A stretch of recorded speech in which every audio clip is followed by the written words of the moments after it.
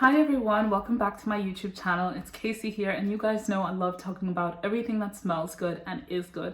Now you are here watching a video of the Maison Asrar Rose Musk, which is a fragrance that I haven't really personally heard a lot of people talk about. I recently got this fragrance as part of the 65 fragrance samples and my first thoughts, and I'm sure you've already watched that review and you're here to actually see how it stood the test of time. Now let's talk about the combination of the fragrance notes. Now this is a black currant leaf, grapefruit, rose, jasmine, vanilla, and musk. This is I feel like I need to top it up just because I feel like a lot of the spray actually went far away from my hand and not on my hand.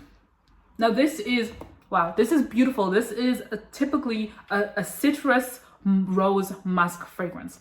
This is actually the type of fragrance that you actually wouldn't expect to be unisex, but it's perfectly unisex. For some reason, it is making me think of Roses on Ice by Killian. The only difference is this doesn't have that vodka note for some reason. This is exactly where my mind is going. Now, I know I have a sample somewhere here of the take on Roses on Ice, and I definitely feel like the huge difference in that is the vodka note. I don't want to go rummaging through all my samples because Lord knows how many samples I have, but immediately that's where my mind is going.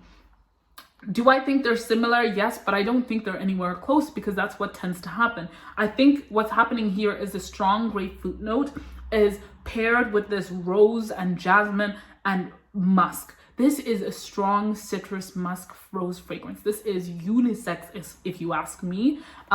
It doesn't take on because immediately I know some of you might think when you see that grapefruit and rose and vanilla, your mind might go to Rose's vanilla, or in fact I thought it might smell close to Rose's Musk by Montal, or you might think it smells like a la Rose, which is somewhere I was also wishing it would go. It doesn't really go anywhere like there. It goes into a more unisex, strong citrus musk fragrance with some roses. Now, I'm not a typical musk lover, but this is a musk I can get with. This is not like that clean laundry scent musk. This is more of a shower gel musk. This is kind of like the kind of musk that it is clean, but it is like a citrus musk. I think that's the best way to explain it. And really the citrus takes front stage and the musk is working as a supporting act. The rose blends in perfectly, but it's not really taking on its own personality. It's not naturalistic. It doesn't smell fleshy.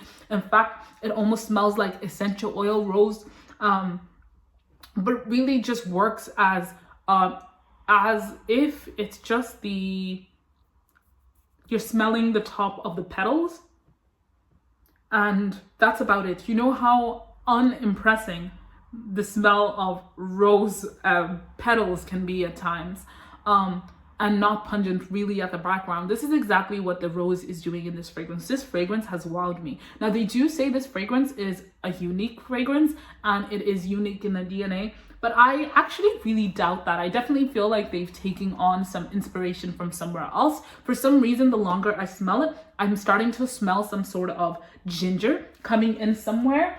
And what I actually want to do, I have expression potter here, and I actually just want to place them side by side to see if they have.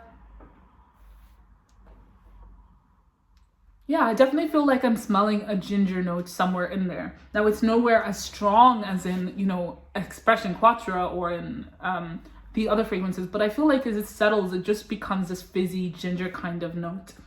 This is definitely a must love. This is a musk I could feckin' get with, and you guys know I absolutely detest musk.